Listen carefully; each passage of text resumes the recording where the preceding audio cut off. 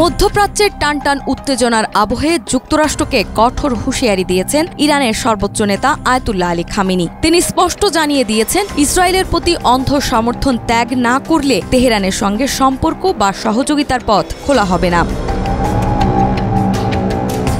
৩ November তেহরানে এক ছাত্র সমাবেশে দেওয়া ভাষণে তিনি বলেন, যুক্তরাষ্ট্র যদি ইসরায়েলি শাসনের প্রতি সমর্থন পুরোপুরি বন্ধ করে, এই অঞ্চলে থাকা তাদের সামরিক ঘাঁটি গুটিয়ে নেয় এবং মধ্যপ্রাচ্যের রাজনৈতিক অঙ্গনে হস্তক্ষেপ না করে, তবেই সহযোগিতার সম্ভাবনা নিয়ে ভাবা যেতে পারে। খামেনি মার্কিন নীতিকে বর্ণনা করেন ঔদ্ধত্যপূর্ণ হিসেবে। তার ভাষায়, যুক্তরাষ্ট্র এমন স্বভাবের দেশ যারা প্রতিপক্ষের কাছ থেকে আত্মসমর্পণ ব্যতীত আর কিছুই আশা করে না।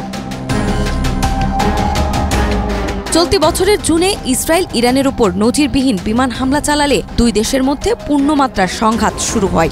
সেই যুদ্ধে যুক্তরাষ্ট্রও অল্প সময়ের জন্য সরাসরি অংশ নেয় এবং ইরানের পারমাণবিক স্থাপনায় হামলা চালায়। সেই থেকে চিরশত্রু বনে যায় ইরান ও ইসরায়েল এবং চোখের কাঁটা হয়ে যায় যুক্তরাষ্ট্র। এদিকে ২০১৮ সালে যুক্তরাষ্ট্র পারমাণবিক চুক্তি থেকে বেরিয়ে গিয়ে নতুন করে কঠোর নিষেধাজ্ঞা আরোপ করার পর দেশটি দীর্ঘমেয়াদী অর্থনৈতিক সংকটে রয়েছে। গত সেপ্টেম্বরে যুক্তরাজ্য, ফ্রান্স ও জার্মানির উদ্যোগে জাতিসংঘ স্ন্যাপব্যাক প্রক্রিয়ার মাধ্যমে নিষেধাজ্ঞা পুনর্বহাল করে, যা ইরানের উপর আরও চাপ বাড়িয়ে দিয়েছে।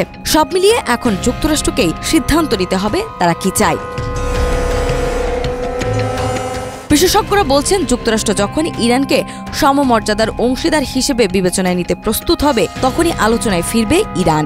যুক্তরাষ্ট্রের যেমন তাড়া নেই, তেমন তাড়াহুড়ো নেই ইরানেরও। তাই এখন দুই দেশ হুমকি ও শর্তে আটকে আছে। নাজমা, মাই টিভি।